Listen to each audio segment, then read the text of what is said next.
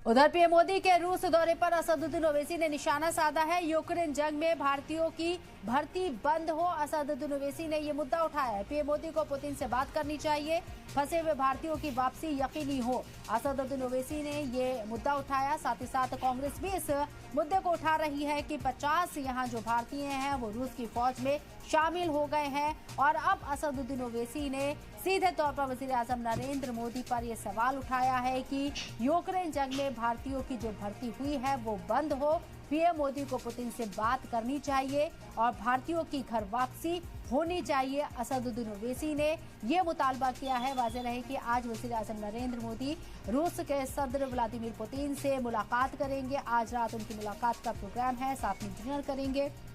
कई मुद्दों पर चर्चा होगी। ऐसे में असदुद्दीन ओवैसी भारतीयों की वापसी की डिमांड कर रही हैं। अस्सलाम वालेकुम वरहमतुल्लाहि वबरकातुहू। अज़ीज़ान मिल्लत इस्लामिया, आप तमाम उम्मती को अबू फैसल की तरफ से सलाम। मर्द घर में बड़ी पर्दा नशीन इज़्ज़तदार माँ और बहन को अबू फैसल की तरफ से सलाम मर्द। बर के बरहा अल्लाह से उम्मीद है आप लोग खैरियत से होंगे, अल्लाह की हिफाजत में होंगे। इन मलूनों की मलामत से, इन फ़िरक़ा परस्तों की फ़िरक़ा परस्ती से, इन दरिंदों की दरिंदगी से महफूज होंगे। अल्लाह आप लोगों को अपने हफ्ज़ अमान में रखे, अल्लाह अपनी हिफाजत में रखे, अल्लाह हर आबा से, हर शर से महफूज रखे। बहरहाल मेरे इज़्ज़त दोस्तों, मेरे भाइयों, देश के हालात से भी आप लोग वाकिफ़ है और देश के बाहर के हालात से भी आप लोग वजह वाकिफ़ है। लेकिन ये आपका भाई, हालांकि सारी दुनिया की ख़बरें गर्म हैं, उसके बावजूद देश पहले है हमारा।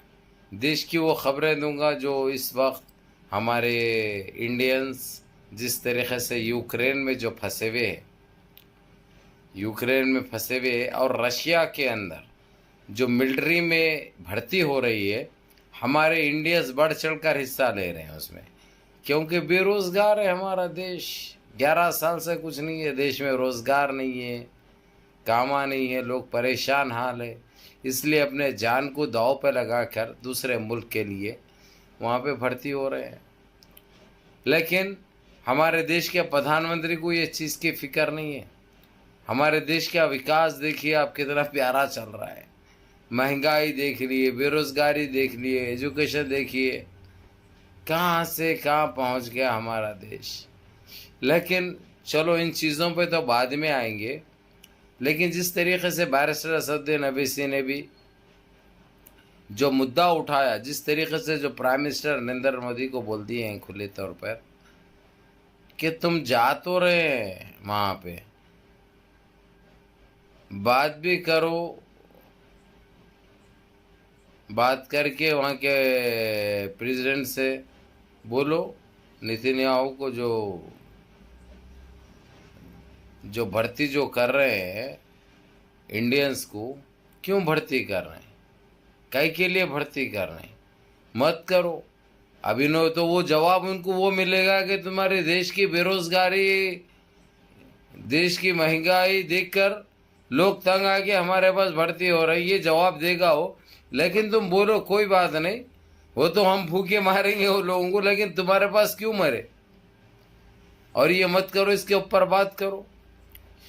रही बात दूसरी, मेरे अजीज दोस्तों, मेरे भाइयों, ये बड़ा मसला कशीदा चल रहा है, आप लोगों को अच्छी तरह पता है। जब से यूक्रेन को जो दबोचा है रशिया, और इतना भयंकर तरीके से दबोचा है, रोंद रहा है भाई, खाली दबोचा नहीं है, जो हालात बना के रखा है यूक्रेन की। और यकीन मानो, चोरी छुपे से पहले मदद करते थे America, France, Brazil, Argentina, Israel. लेकिन जब से ये फ़लस्तीन और इसराइल का चालू हुआ, इसराइल पीछे हटेगा, क्योंकि इसराइल के पास खुद खाने को नहीं है, तो दूसरे की क्या मदद करेगा। अब उसकी औकात नहीं है किसी की मदद करने की, वो खुद अपनी खुद की कर लिया तो उसके लिए बहुत बड़ी बात है। ये मसला पैदा हो चुका है। तो मेरे अजीज़ दोस्तों, मेरे भाइयों, मेरी माँ और बहनों, आप लोगों को यही बताऊं मैं और बताता चलूं, क्योंकि हम तो देशवासियों की पहले फ़िक्र करते हैं। हमारे देशवासी हमारे लिए बहुत अफजल है, बहुत अहम है भाई। हमारे को हमारा देश सबसे आगे है। जिस तरीके से हमें मुसलमान होने पे फ़ख्र करते हैं, वैसा फ़ख्र हम एक हिंदुस्तानी होने पे करते हैं। इसमें कोई दो राय नहीं है, कोई शक वाली बात नहीं है। और सारे हिंदुस्तानी की हम फिक्र करते हैं, उनकी बेहतरी कैसे हो इसके ऊपर हम सोचो विचार करते हैं। हमारे देश का विकास हो, हमारे देश की बेरोज़गारी और महंगाई ख़त्म हो,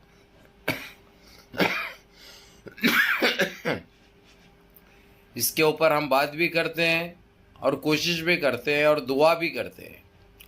अब लेकिन मेरे अजीज़ दोस्तों, मेरे भाइयों, मेरी माँ और बहनों, अब ये सब निकल कर यानी आप लोगों को ये बता दूं, सिर्फ जो रशिया में जो भर्ती जो कर रहे हैं ना, सिर्फ जिस तरीके से यूक्रेन का और रशिया का मालूम है आप लोगों को कितने टाइम से चल रहा है, और उसमें 3 हिंदुस्तानी जो हाल हाल में भर्ती हुए थे अपनी जान गंवा चुके हैं, क्योंकि पूरे ख़तरों के काम ये लोगों को करना है बॉर्डर पे,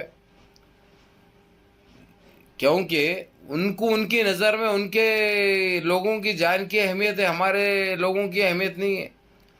क्योंकि मजबूरी में हमारे लोग जा रहे हैं, लाचारी में हमारे लोग जा रहे हैं, बेरोज़गारी में हमारे लोग जा रहे हैं, अपने बीवी बच्चों की, माँ बाप की, बहना भाइयों की फिक्र करते हुए, क्योंकि वैसे ही भूख से मर रहे, तो इसलिए उधर तो भी कुछ भला हो जाएगा बोल के देख रहे। अगर जो हमारे देश के हालात अच्छे रहते तो वो लोग ये ख़त्म कभी नहीं उठाते, लेकिन मजबूरन उठाना पड़ रहा उनको, जो कि हम फिक्रमंद भी है और इसके ऊपर आगे बात भी कर रहे हैं।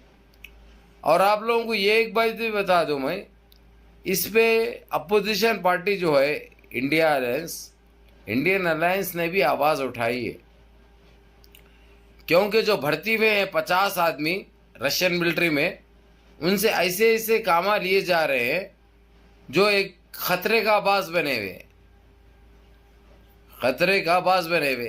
तो मेरी एक दरख्वास्त है आप लोगों से भी, ज़रा वीडियो को आप लोग देखो भी और चार को दिखाओ भी, ताकि जो जिम्मेदार है उन मिलिट्री के लोगों के, चाहे उनके माँ बाप हो या बीवी बच्चे हो, फिक्र करके वो लोगों को वापस बुला ले। और आप लोगों को ये भी बता दूं, उसमें 13 मुसलमान हैं, 13 लोग मुसलमान हैं।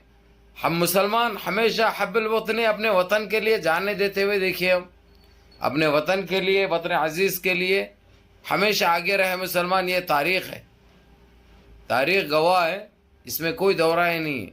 लेकिन रशिया के लिए क्यों अपनी जान हथेली पे डाले भाई? रशिया के लिए क्यों जान अपनी हथेली पे डाले? तो प्राइम मिनिस्टर दौरे पे है रशिया के,